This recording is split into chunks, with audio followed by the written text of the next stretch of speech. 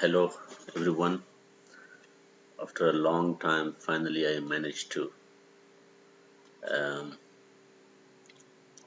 resume this video lecture series. Uh, and let me give you a recap. Uh, last time I introduced you to a viewpoint of the derivative, and that was very simple.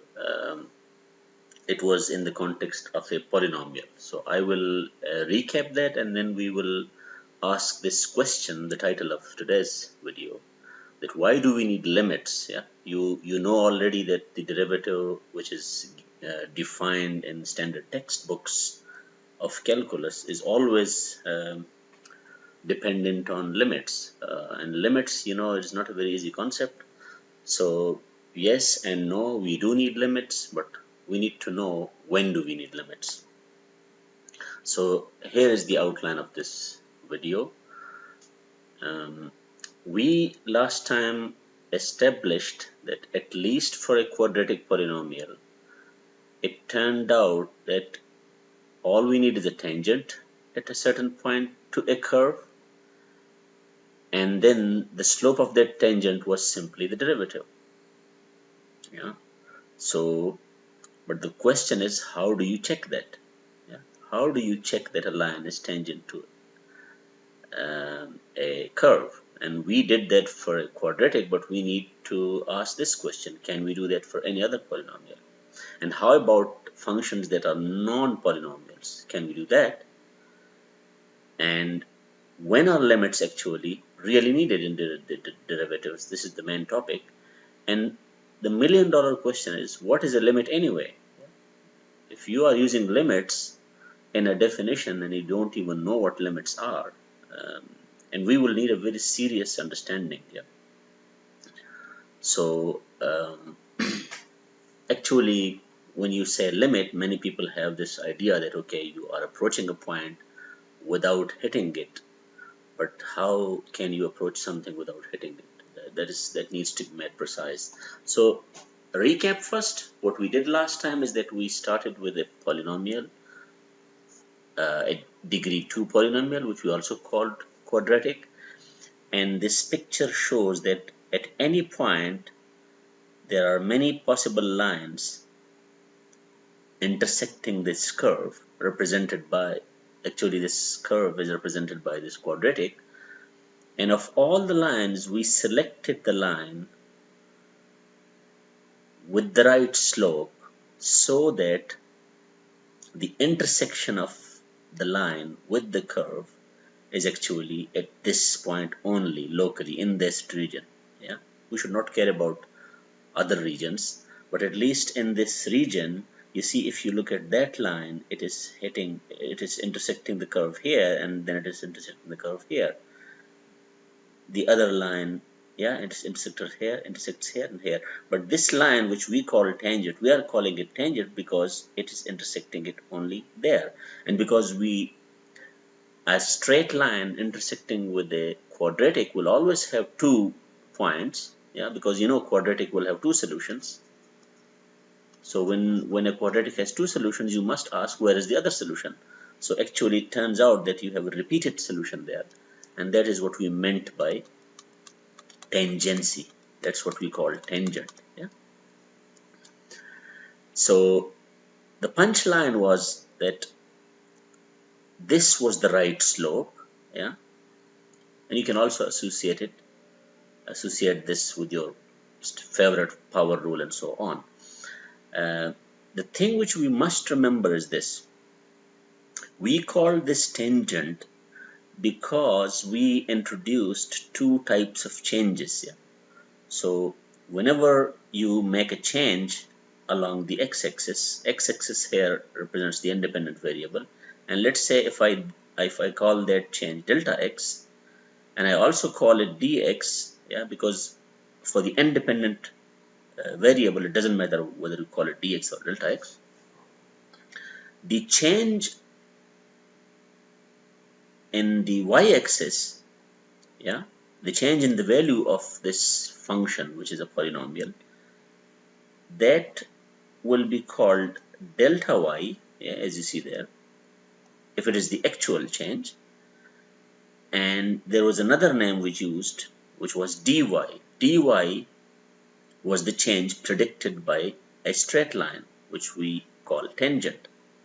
So the difference between these two, the actual change as a result of this change, delta x or dx, whatever you call it, and the change, the linear change, dy, can be seen as the linear change. So let me illustrate it there. Let's say this is the point, and this is another point, and this is your dx. Yeah. So from here to there, this will be the actual change, yeah, delta y. But if you follow this tangent, yeah, this change predicted by the by the tangent will be the linear change, dy. We also call it the differential. The difference between the actual change and the differential, it must be of this form. And you see this square is important. The square establishes that repeated or double intersection. The condition for this line to be tangent is that you must have this square here, and the square will ensure that you have the intersection twice at that point.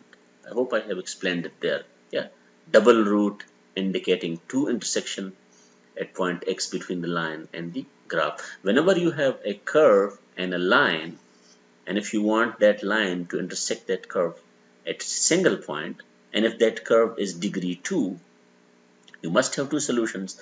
Those two solutions are repeated only when you have that dx squared. This is very important. Yeah. So in other words, if I summarize it here, the actual change in a function as a result of a change dx will have a linear component, which will be dx times the derivative at x.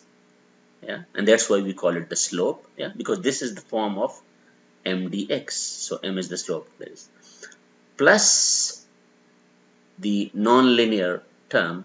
That nonlinear term must have the dx as a square, and there must be something else multiplying there.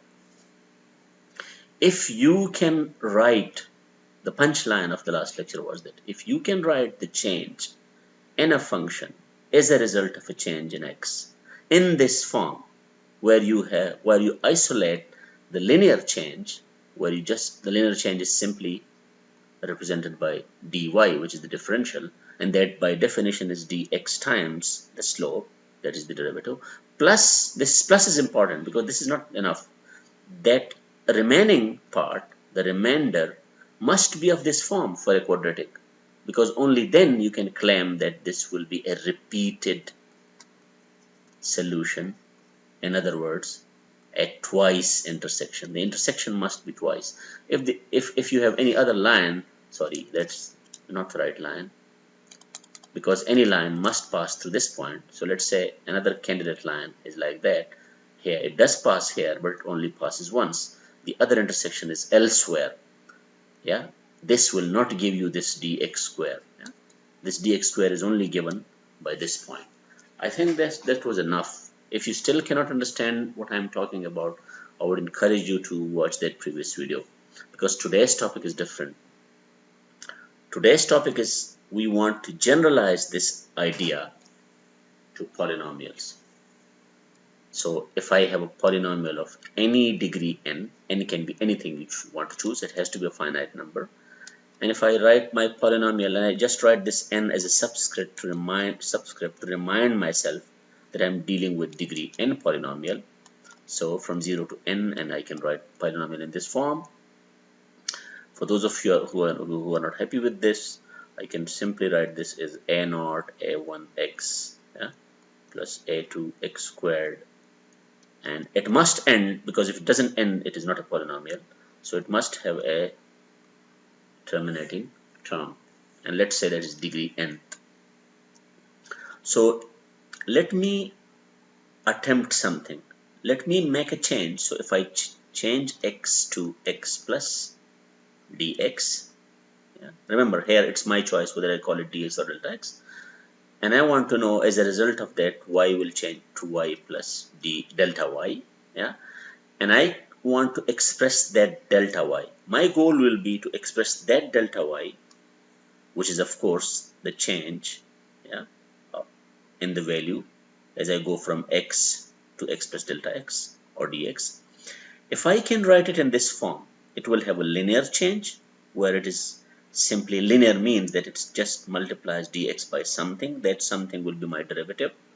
I'm setting now the stage. I don't even know whether I have the right form or not, but I'm trying something. And if I claim this to be the slope of a tangent to the curve at this point x, yeah, I must be able to write the remainder in this form. It must be something multiplying dx squared. Yeah, if I can do that, then I will be able to establish that here the intersection is twice or more than twice, because you have now a higher degree polynomial. You can even have 3 intersections or 4 intersections, but 2 intersections are necessary. Without 2 intersections, you will not have the ds squared, and then you will not have a tangent. And if you do not have a tangent, the reasoning is important. For this to be called a derivative, this term must qualify as a linear change, which is, we call that dy. Yeah, so we want this delta y to write as dy plus something.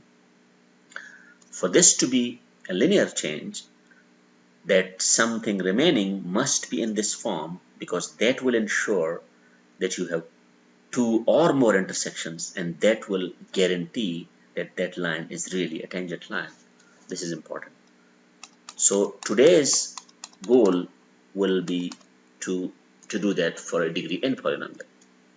So very easy, because we need to know what happens to this polynomial when we change x to x plus dx.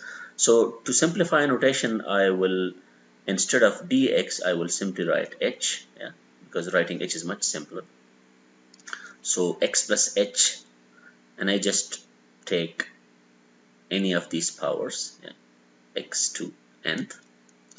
So if I start with x plus h to nth, I can just expand it using the binomial theorem and so on. And I deliberately isolated 2 terms, the first 2 terms, so that I can see anything linear. You see, it's linear in h, and I will write the remaining part. Yeah, I just leave it like that. And I am actually interested in that delta y. Yeah, so this is delta y, the new value minus the previous value. You see, this is the value of that term x to nth when you didn't change x, and here you change it. You follow that procedure, and you can see that at least this is possible to write in that form. You see, this is your dx, this is something multiplying it, and that remaining part has that dx squared in it, because h is dx, and yeah, you have something. Remember, that something must be a polynomial. Remember, that something must be a polynomial. Yeah. Otherwise, this will not make sense. Because if it is not a polynomial, I can actually do some twisting. Yeah. So, so you see, you can see that this thing is actually a polynomial in h over x. H over x. So if I now plug this, because my actual polynomial was much more complicated, it was something like this, yeah, I,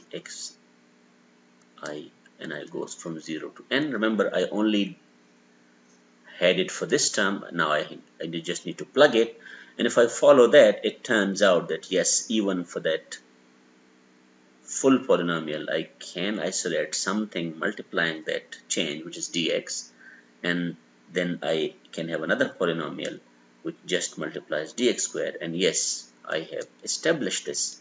It is in that right form, yeah, that delta y is actually dy, the linear change, yeah, dx times some slope, and I have this dx squared, yeah, this dx squared, and I don't care as long as this question mark has the form of a polynomial. I'm fine with that. So it turns out that I got the slope of that tangent, and I can call this my derivative. And you see, I established that the remainder is actually a polynomial. So we have established this at least for any polynomial. So any polynomial can be represented by some curve, yeah, and at any point we can establish whether a line is tangent to that curve at that point. The condition for that is to have this form. What is the form? That the change is a result of any change in x has to be expressible in this form: a linear change plus a non-linear change, and that non-linear change must be so that dx squared must be taken as a factor, and what remains must be a polynomial. And remember, if you want to check it, that must be a polynomial of degree n minus 2. Yeah. The original polynomial is degree n. This must be degree n minus 2 because you have removed dx squared from it. Now, it is better because we are no longer claiming it for quadratic. We have established it for any polynomial, but you remember, not all functions are polynomial. So now we ask the next question: does this reasoning, remember, what we have established is that the derivative can be seen as the slope of a tangent line, and it is very easy to spot that tangent line. We don't need any limits. All we need is to establish whether a line is tangent or not, and we are only focusing on geometry. Yeah? We're not focusing on limit. Yeah, because whether a line intersects a curve twice or thrice is not a question of limits, it's a question of geometry. So, but what about functions that are beyond polynomials? Yeah. Can we do that? So, I will try something like that. For a few examples, those examples will not be polynomials, but for that we need something which is more general than a polynomial. So in the previous slide, I used the typical binomial expansion where you have something plus something raised to n, and you actually have this expansion. But Newton actually generalized this expansion for any value of n. Remember, this n, usually when you see this binomial theorem for the first time, this is required to be a positive or non-negative integer. Newton generalized this expansion for any exponent, that a can be any real number. Of course, k, this summation over k, this must still be a positive integer, of course non-negative integer, as long as this x, so if I write it for 1 plus x, as long as this x in absolute value is limited in this way, it cannot exceed 1, because we need a series conversion. This is an infinite series, so I can write that. Of course, this is kind of circular reasoning, because this itself requires, to prove this requires the concept of derivative, and we are establishing something before derivative, but I'm sure you have seen this expansion many times. We will come to this point later anyway. I just want to show you how this attempt of writing the change in a function as a combination of linear change and a nonlinear change of a special type so that you can establish whether that line is a tangent or not. We just want to see more examples, and for those examples we need this generalized expansion. I mean, if you are not comfortable with this notation, what I'm trying to actually tell you at this point is that if I have 1 plus x raised to, let's say, minus 3 over 2, if you have something like that, you can still expand it by binomial, and that will be a general binomial expansion. Yeah, that minus 3 over 2 times x, and then plus minus 3 over 2 times minus 3 over 2 minus 1 over 2 factorial, and then x squared. I'm sure you have done this so many times in your um, calculus courses. And remember, this is presented before calculus. So and of course, when you have negative exponents, it's much better to use a simplified formula. So let's move on. Let's move on, and I want to see if I'm given any function f of x, not necessarily a polynomial, I change x to x plus dx, or in this case, let me just write x plus h rather than dx. And of course, if this is y equals f of x, I want to know what happens to y. So it will of course change to y plus delta y. That is the change I mean. If I can express this change, now I'm asking a question, can I express this change in my function as a result of change h and x? Can I write it in this form where it is a linear change, h times something, that something will become my derivative, if this is possible, plus, because that something is to be the slope of a tangent, that will require that repeated intersection, and which means that whatever remains, the nonlinear change, must be expressible in this form where I have h squared for that repeated intersection and something, and that something must be a power series. It must be, I mean, we can no longer put a condition of polynomials, because the previous slide shows that in general expansions will be infinite power series. Yeah, you see this infinite power series. So at least we should be able to express any change in the form of a linear change plus a nonlinear change, and that nonlinear change must be expressible in this form where the square of the change in the independent variable must be taken out as a factor, and whatever remains must be a power series.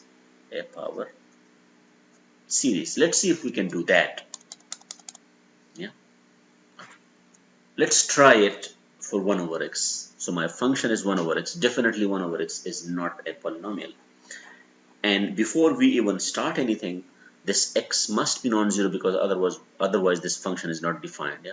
So this is the first thing before you ask any other question. And you can see it. Yeah. This is the plot of 1 over x. At x is equal to 0, it's not defined. So let's try the change. We want this change.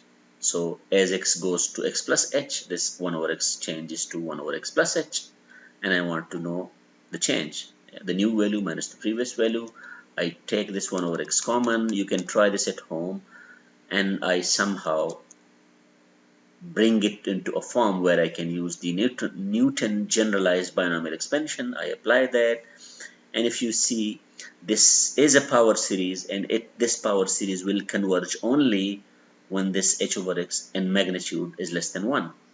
So if it is less than 1, I mean, it also means the same thing, yeah, that the numerator n magnitude must be less than the denominator n magnitude, and of course must be, the magnitude is always positive, so this is a trivial condition. And if you compare it with the form we are looking for, yes, this is the linear change. How? You have h multiplied by something. That something is 1 over minus 1 over x squared. Minus 1 over x squared. Of course, this decomposition is only possible when x is non-zero, but that is a condition anyway. Which means that you can't do that tangent thing at this point. You have to choose some other point. For example, this point, or this point, yeah, or this point, and so on. And that, you remember, this was only part of the story. We must also ensure that the remaining nonlinear part must have h squared in it to ensure that you have that repeated intersection. And other than h squared, everything else must be a power series. Yes, it is a power series, a convergent power series. So yes, with that condition, we have established that it can be done for 1 over x. Let's try it for this strange function, which is the square root of x minus 1. The square root of x minus 1. Of course, to keep things real, x must be greater than or equal to 1, otherwise you will have a negative number inside the square root. We don't want to get into complex numbers at this point, so let's keep everything real. F of x is a real function, x is a real variable, so this is a condition for keeping things real.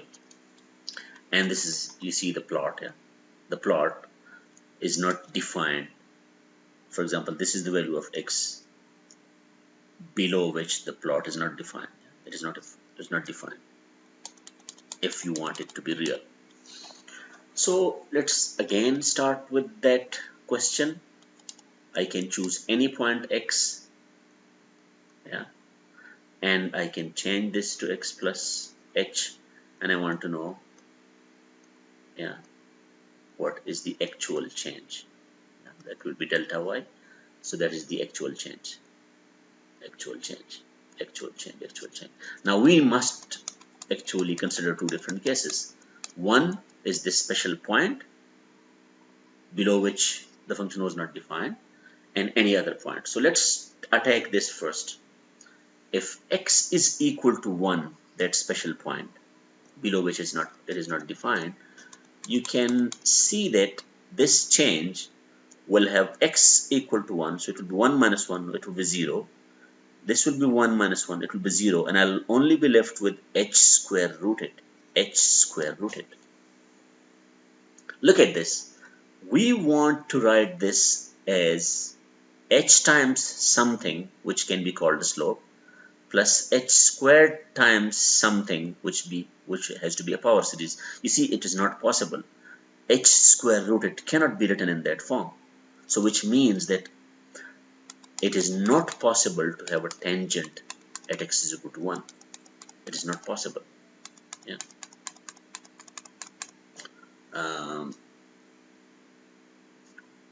Actually, if you try that, yeah, it will look like that. But in this region, it is not defined. The function cannot be negative, and you have serious problem. So let's choose x other than 1.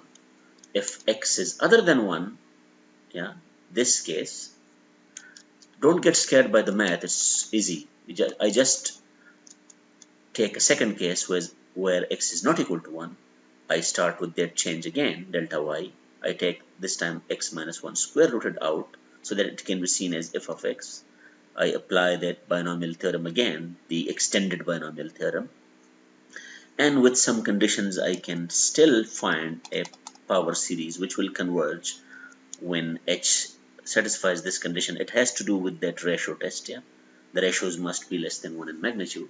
And yes, as long as x is greater than 1 anywhere here, I can express this change as a linear change. Yeah, where h is multiplied by something, that something becomes my derivative at that point. And the remainder part, remember, is expressible as h squared times a power series which converges for some conditions. I mean, as long as you can find a condition, you can express it in this way. H square will guarantee that you have a valid tangent because that requires, you see, if this is a tangent, you must repeat this twice or more than twice intersections. Similarly here, 2 intersections. So yes, we did it for square root function as well. Now we try it for cube root. This is a cube root. This is a plot for a cube root. Of course, it is defined everywhere. We are only taking the real roots. But at x is equal to 0, you can even graphically see that the vertical line is the tangent. Yeah. So even if you find that tangent line here, you will still not be able to find the derivative because the slope of that line is infinite. Yeah, this line, this slope is infinite, so you can't find a slope. Of course, I mean, even in that case, if you want to call this at this point, if you want to call this a tangent line, you can find a tangent line, but the slope of the tangent line will be undefined. So if we need the slope, in other words derivative, it is not fine. Even if you can find a tangent line, if the slope is undefined, then you cannot find your derivative. The same is the case here. We can anticipate that we will have trouble at x is equal to 0 even if the function is defined. You see, this function is well defined at x is equal to 0. What is f of 0? F of 0 is cube root of 0, and that is 0. No problem. In the previous slide, it was not defined there, but here it is well defined, and still we will have a problem because of this vertical line. So let's take two cases. For x is equal to 0, we want that change. Yeah, x changes to x plus h, and the change in the function, the values of the function, cube root of x and cube root of the new value after the change. And if you set x is equal to 0, this term is 0, 0 plus is h cube root, and you know h cube root cannot be written in this form where you can isolate h, multiply it with some slope, and then you write h squared and multiply it with some power series. That is simply not possible. You can't turn an h cube to an h. There is no way you can do that. Graphically, it is confirmed there. So let's attempt points other than 0, either here or here. We do that same expansion here. Yeah. Again, I do some trickery, take that f of x out, a binomial expansion, and as long as you stay away from that x is equal to 0, you can write this as a linear, this change. Remember, we are talking about this change delta y. Yeah. So for example, if this is x and this is x, this is delta x, this will be delta y, and so on. I have expressed that delta y as h times something. That something becomes my slope as long as x is not 0, and the remainder part, which is non-linear, has that h squared in it to ensure repeated intersections, and whatever is multiplying that thing is a power series which converges for some. I mean, if you can find this condition, then you have a convergent series, and fine. If it is not possible, you will never be able to do that, for example. So yes, we have succeeded in expressing yet another example. Of course, first we tried this 1 over x. Staying away from that point, we were able to express this as a linear change plus a nonlinear change of a special form. We did it for square root, and now we did it for cube root. Yeah. Now let's enter a dangerous zone and start with this function which we call the sine function or the signum function. Signum function is simply a function which will give you a value of 1 when x is positive. Yeah, if x is positive, I get a 1. If x is negative, yeah, let me just write it. If x is to this side of y-axis, I'll get plus 1. If x is to this side, I'll get a minus 1. That is what I mean by signum function. So you can clearly see that the function is not defined. Even if you define it at x is equal to 0 to be equal to 0, you still have a problem, because the change, for example, if you choose x anywhere here, and if you change x to x plus delta x or x plus h, you see the change in the function is 0. Yeah, 0 change, no change, and which means that you can find a tangent. That is the tangent. The tangent has a slope 0. You can try the same here. Choose any point x, any delta x, the function doesn't change, so that is your tangent line. But if you try it there, if you try it at this point, as you change x to delta x or to h, yeah, there is a sudden jump, and that jump is very large. It doesn't actually get smaller. So this is that geometric picture picture and let us see how we can express this mathematically.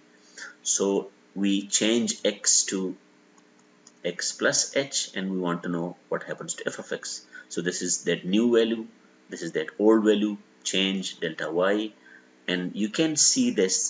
If x is equal to 0, the change will be actually fixed, yeah, and that is easy to understand because the change is a positive change if h is positive. If you go from this point to that point, you have a positive change. If you go from the other side, if that h is negative, which means that you come from the right side to the left side, the function goes down. So in either case, this is a difficult function, and you can't write this function in that form where you isolate h, multiply it with something, and then h squared multiplied with something. That is simply not possible. Geometrically, algebraically, you have the same picture. Slope of a tangent is not possible because there is no tangent. Yeah. For other points, that change is 0, and 0 is not a problem because 0 can be seen as 0 times h. 0 times h plus h squares times 0. Yeah, we need that h squared and we need that h. H is multiplied by 0, so 0 is my slope. H squared is multiplied by 0, so yes, I will have that twice intersections. Yeah, actually it has an infinite number of intersections. If you choose any point there, and if I draw a tangent, that tangent will have an infinite number of intersections. So yes, it is possible even for signum functions. Of course, not everywhere.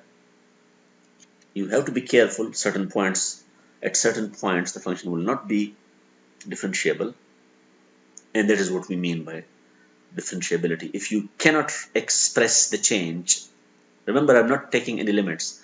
If you cannot express the change in the form of a linear change plus a nonlinear change, then you can't find your derivative. And here we saw that it is, as long as it is non-zero, we can do that. Let's try it for this function now. Yeah, it is the absolute function. Yeah, so absolute function means that it will always be positive whether x is positive or negative. If it is positive, you just take the value. If it is negative, you make it positive by multiplying it by minus, and so on. So geometrically you can see that, okay, at every other point you can find the tangent because it will coincide, but at this point you have a problem because from this side this is the tangent, from this side this is the tangent, and you see you cannot have a single slope. For the derivative, you need a single slope of a single tangent line. When you have two tangent lines, you don't know which one to select. Mathematically, you get the same picture. X, absolute value without the change, with the change, find the change in the y value, and for x is equal to 0, you see 0 plus h, absolute value, minus 0, and that h absolute value cannot be written as h times something plus h squared times something, and so on. So, but for h non-zero, if you work the properties of this absolute function or modulus function, you can write it in this way. If x is positive, it will be h times x. If x is negative, it will be minus h times x. And you see, it is already in that form. H times something, that something will become my derivative. Yeah, as long as I respect that condition. And because there is nothing there, we can take that as 0, and 0 can be seen as h squared times 0. So you see that non-linear change is 0, no problem. So we can move on. I will not discuss this further. This is another example, a more complicated example. Actually, it is simply a polynomial. I just replace x with x over n and so on. You can do the same here. Yeah. You can do this for every, in fact here you don't have any conditions. Yeah, the only condition is that n must be positive, and you can express this in this change. Yeah, there are no hard conditions here. You have a linear change h multiplied by something, that something becomes your function, sorry, your derivative, and the nonlinear change has that h squared in it, and the remaining part is a power series, and so on. uh, so that was it. I think we don't need this infinite here. Yeah, because we are dealing with a polynomial, this has to be n. Actually, we don't need this infinite thing there, I guess. So of course you can see what happens if n gets large. If n gets really large, then you can see that the derivative and the function, they are the same. Yeah, because this x over n will disappear as 0, and you have 1 raised to minus 1. So that is interesting, that when n gets larger, the slope becomes equal to the function. And we can see another strange function. Yeah, we'll come to the meaning of these functions later, but this is just to show you that we can do this for this one as well. Yeah, the punchline is that you have h times something, that something becomes the function. So we have a recipe.